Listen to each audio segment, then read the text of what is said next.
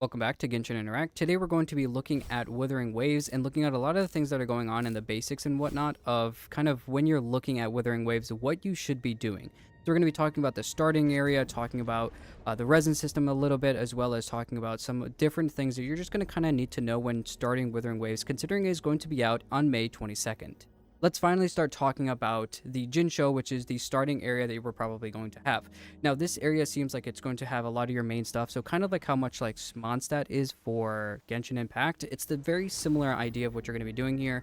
And alongside of that, there are multiple things that we kind of want to go over first, and then we'll talk about some other things later. But the first thing we want to finalize and kind of get you associated with the area is looking at wood green fragments are going to be what you're going to use in the Jinsho area as kind of like your elemental sigils.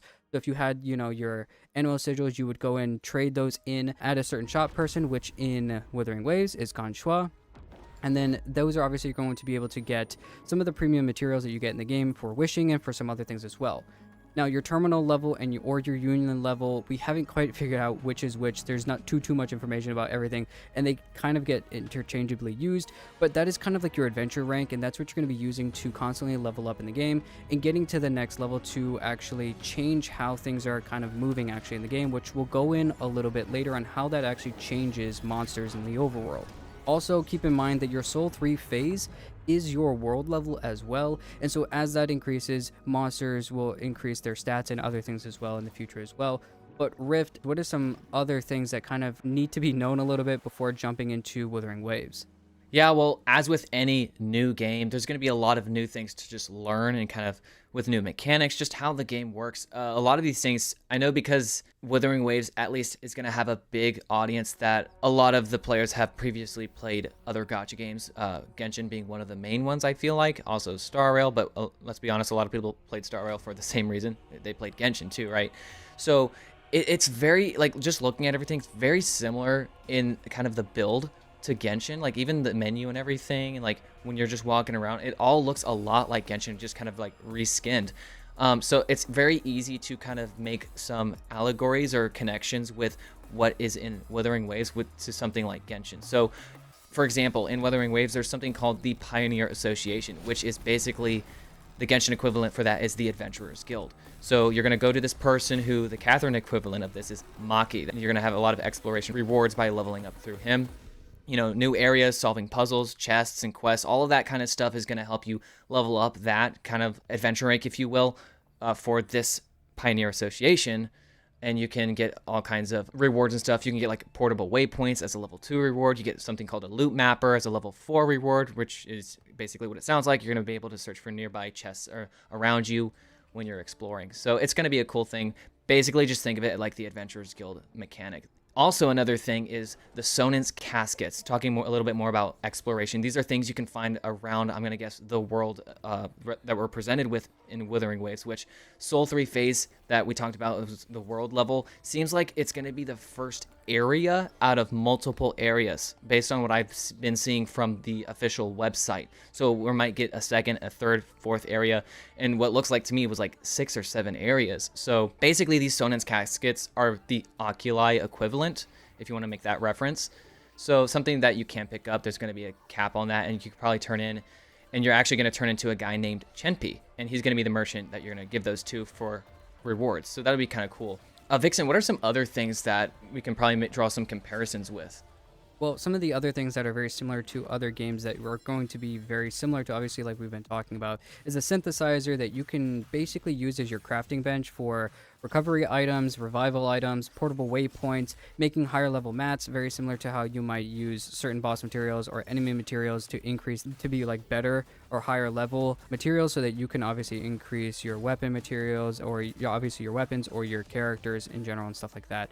So keep that in mind that you are going to be using that. But something interesting that you're kind of actually doing with the synthesizer is that when you craft something with the synthesizer, it is going to increase the synthesizer level, which will then give you astrite, which is the primo gems in this world, and other XP materials as well. So it gives you a lot of things as well. It's just another area and way to get more wishing materials basically. Uncle Wei is a part of the weapon franchise area, and you're going to use him to basically get weapon breakthrough and skill materials, which is like your ascensions, basically. And obviously, in general, just getting more materials as well. But also keep in mind that you can only do this a certain amount of times each week for shell credits, which is your Mora equivalent, or what the main currency in the game is.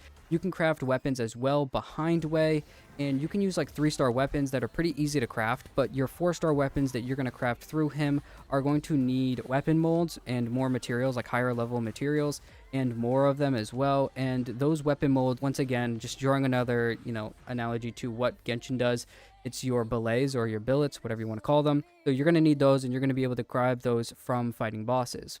Now, simulation training is also the last thing I do want to bring up, and you're going to be basically using wave plates, which we're going to talk about in a second, and that's kind of like your resin, and using that to gain XP materials or shell credits. Think of these as your ley lines. So all of these things, I know it's been a lot, but all of these things kind of combined together is the basics of what Wuthering Waves starts out with. But beyond that, we do have some other things that are looking at into wave plates. So, Rift, what can you tell us about this system? Right. So as you just mentioned with wave plates, using those and spending them to do the simulation training, right, which is like your ley line equivalent. Wave plates are your time-gated material that you use to gather rewards in Wuthering Waves. It's basically what your resin does in Genshin. It's what your Trailblaze power is to Star Rail players, right? That is wave plates. So it's a very important currency, and you're going to have a max of 240 at one time, gaining one every 6 minutes. So this follows in line with how Star Rail's Trailblaze power works. There are what are called crystal solvents, and these are basically your fragile resin. Or you can also spend Astrite 6 times a day, much like you can in the other gacha games, to have an instant refresh of your wave plates by spending the premium wishing currency, and this will restore 60 wave plates. There's also more ways to spend these wave plates. At Union level 10, you will unlock overworld bosses, and you can spend 60 wave plates to gain rewards once you defeat them, and these will respawn every 5 minutes. So very similar, once again, to Genshin. You can defeat bosses, you use the resin, you claim the rewards, right? So it's very much like that. Also, we do have forgery challenges, which you can spend 40 wave plates for various materials. And we also have our weekly bosses, not to be confused with those overworld bosses. These weekly bosses can only be fought once a week, and you spend 60 wave plates to claim the rewards from them. Going beyond looking at wave plates, you're actually going to be kind of taking a look now into characters and a lot of things that just in general are going to look at looking at your characters, leveling them up, and different characters that you're going to be able to get. And so first of all, talking about the different characters that you're going to be able to get, your first character that you do get, or who you are in the game, is your rover. Now, we all know that you can choose the guy and the girl character, and you can kind of choose between the two. And Shixia and Yang Yang as well will be free at the beginning parts of the game, much like you'll get Barbara and Lisa as well at the beginning of the game, and Kaya for Genshin. There are teams of 3, so that's why you're only really getting those, major 3 characters, your own character and then those 2 other characters. And Yuan Yu is another character that you'll get for free after reaching a certain point in the Tower of Adversary, which is basically your Genshin equivalent to the Wuthering Waves equivalent to Genshin Spiral Abyss. Leveling is locked behind the Soul 3 phase, very much like Genshin and other games as well. You have to get basically to a certain point in the actual game to then be able to actually level up your characters beyond a certain point. Now, Union levels 20, 40, and 60, these will heavily increase the overworld enemy difficulties, so you must do a lot of trials basically in each of those to increase the Soul 3 phase. And enemies will not only increase stats, but also they will have new move sets as well, which is kind of something new and interesting that I really like. Basically, as you're increasing and getting farther into the game, the monsters are getting more aggressive, and not only their stats increasing, but they kind of change how they act and actually do movesets towards you, so they might be a little bit more difficult. And mark my words, this is one of the most exciting things I can't wait for in this game. I'm going to be looking for this. I can't wait, because new moveset just means there's going to be so much more to look forward to in the combat system. Yeah, I think it's a great thing to kind of do. And it's a little bit of a change because, it was a little weird at first because you would think that with the different ranks that you get in Genshin, like the world level increases, right, that'll go up to 8, you were kind of like, okay, why is there only basically 3 of these huge changes that you see in the Union levels with 20, 40, and 60? Why are there only big changes at these 3? Well, then you kind of find out that not only do stats just increase and a different change, but, it's also a huge moveset change as well. So it is kind of interesting and really, really cool to see, and I think that's why, so that they don't basically kill themselves making new movesets for all these new enemies. Looking as well into characters a little bit further, talking about kind of the fortes and artifacts or the echoes. Rift, what can you tell us about some of that? So your forte are, from what I was doing some research with trying to learn the game and stuff from like look at characters, these are basically going to work like your talents, if you want to think of it like that. Character ascensions needs to be unlocked to unlock certain forte levels for whatever character you're leveling. There are also what are called echoes. And now this could be a whole video on its own, but basically you can think of these as artifacts. Now, what is an echo? An echo is basically the enemies you can find in the world of Wuthering Waves. You fight them and they have a chance to drop as a usable stat piece for your character to increase your defense, your HP, attack, crit, all that great stuff, right? It's how you build your character. So there was actually a new update in one of the closed beta that updated the ecosystem, and we'll quickly go over that. So in-game events, daily activities, and other means will now drop echoes, whereas previously they were not, but now they will. Ability to recycle unenhanced echoes into random new echoes of a type you have already unlocked. And who knows, maybe we'll make a separate video that kind of goes deeper into what are echoes and how do they work, because trust me, they get really deep. There's a lot of different types. There's like over 50 different types. So it gets crazy. Another thing is tuned or upgraded echoes that are used to upgrade other echoes will return a designated percentage of tuners you previously used. Basically, you're getting a refund basically out of throwing in an already upgraded thing into another one. Also, another change they made was that the substat rolls are higher on echoes, so they were a little bit lower than before. And they also optimized the auto-equip echoes mechanism. So I think that'll be pretty cool, especially starting out, right? When you start the game anew, you don't want to be wasting a lot of time just equipping stuff to your characters. Having that auto-equip feature is something I personally enjoy, especially in a game I just started a new profile and I'm like trying to just level to get even remotely close to the end game, because then that's where it matters, where I'm like manually equipping things and looking at my stats. So I think having that auto-equip feature will help. I want to get to the combat. I want to get through the story. I want to actually level up faster. Now, how do you obtain echoes? Well, there's a tracking system to enemies in the overworld, because like I was saying, echoes are enemies in the overworld. So you can track to them, much like you can in Genshin. In the adventurer book, you can track different enemies in the world to help if you're just trying to farm a character to build. So that's how you can find these echoes. And there are 4 different rarities of echoes. You have rank 2, 3, 4, and 5. After some time, you can throw away every piece that's not a rank 5, since the difference between the other ranks and 5 is pretty far. It's much like how artifacts are in Genshin. If you ask any veteran player in Genshin or someone who's just been playing a long time advice on artifacts, most of the time, if they are giving credible advice, they're going to tell you you don't really need to keep the 2, 3, and even sometimes the 4-star artifacts, because you're really just using those to throw into your 5-star because you want higher stats. Now, I know that can be different because there are some situational 4-star artifacts like Instructor and even some 3-star like Exile. But anyways, it's basically working like that with these rarities on the echoes. You have the 2, 3, 4, and 5. Rank 5 is above all else, and it seems like it shouldn't be that hard to get, especially the more close you get to end game.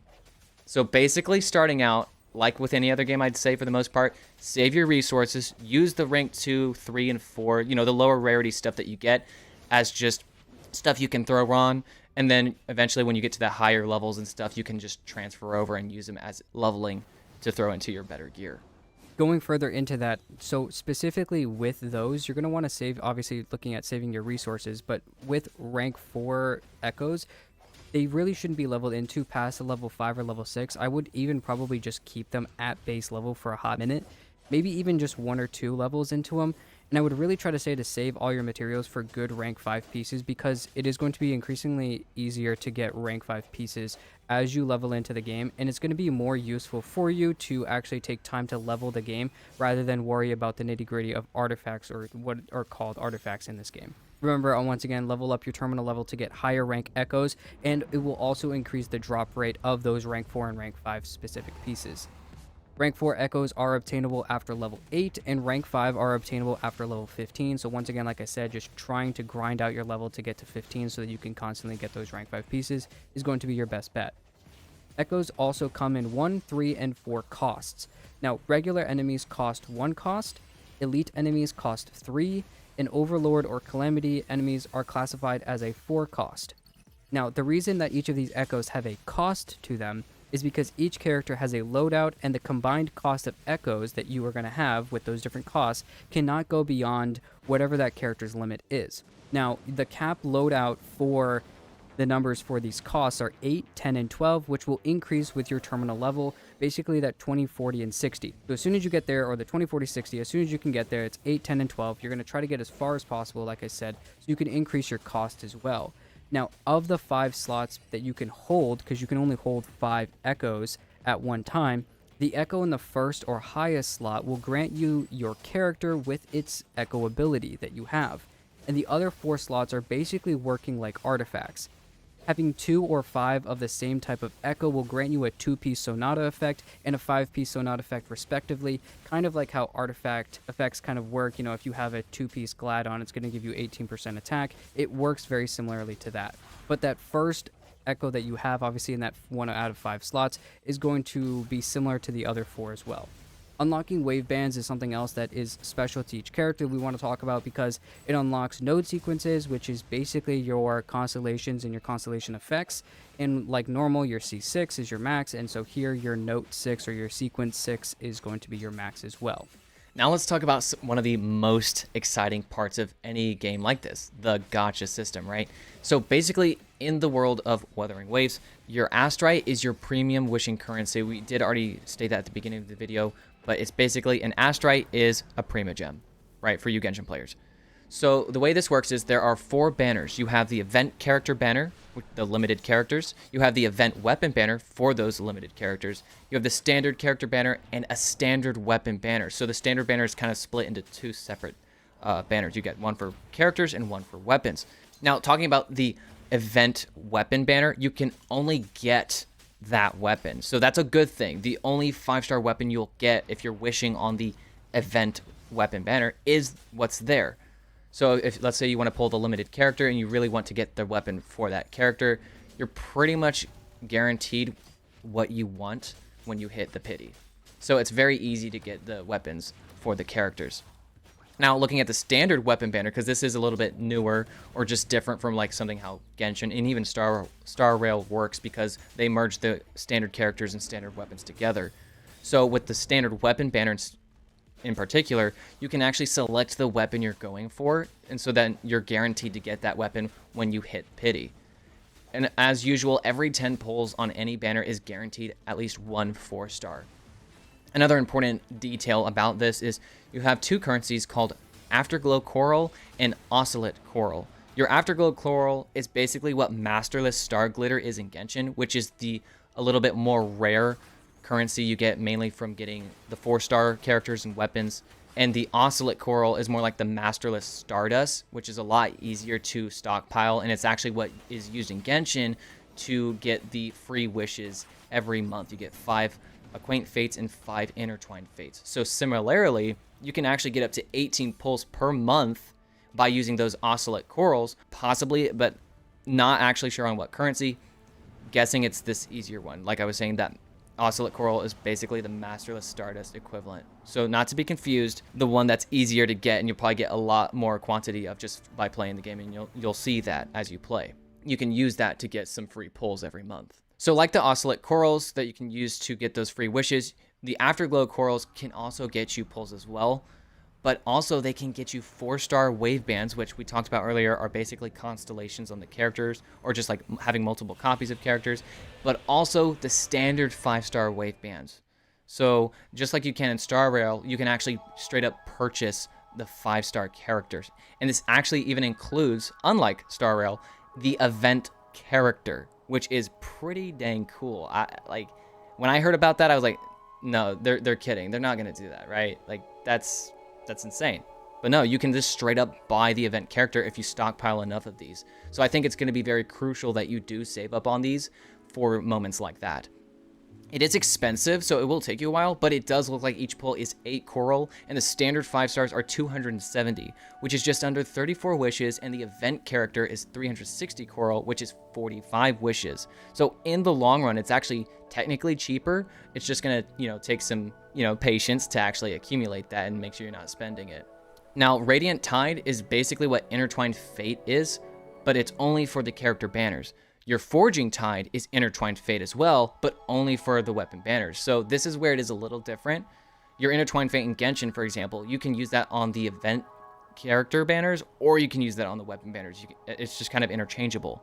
Whereas here, the weapon banner has its own currency. So it does kind of make it easier to know, well, do I want to pull the character or the weapon? It kind of makes that decision for you since they are a separate currency anyways. Lustrous Tide is your Acquaint Fate, basically, but this is going to be for both standard banners, the characters and the weapons, so you can kind of choose your pick there.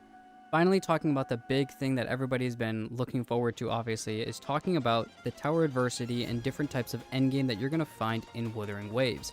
Now, like I said, first and foremost, the Tower of Adversity is your Abyss equivalent. I think I've said that previously at the earlier part of the video. Think of it very similarly to how the Abyss works in Genshin. It does have some pretty big changes, though. So, with Genshin, at least, you can get 600 Primo Gems for every 2 weeks that the Spiral Abyss is out. Sometimes I think it's about like between 4 weeks and 17 days or something like that. Here, though, you can get 1,800 Astrites every 2 weeks in the Tower of Adversity, which is triple the amount that you would get in Genshin. Now, each character has 10 energy that you're going to be using. In general, when you're looking at teams, most of the time, obviously, you're going to have 3 characters in one party or one team, unlike the 4 that you see in other games.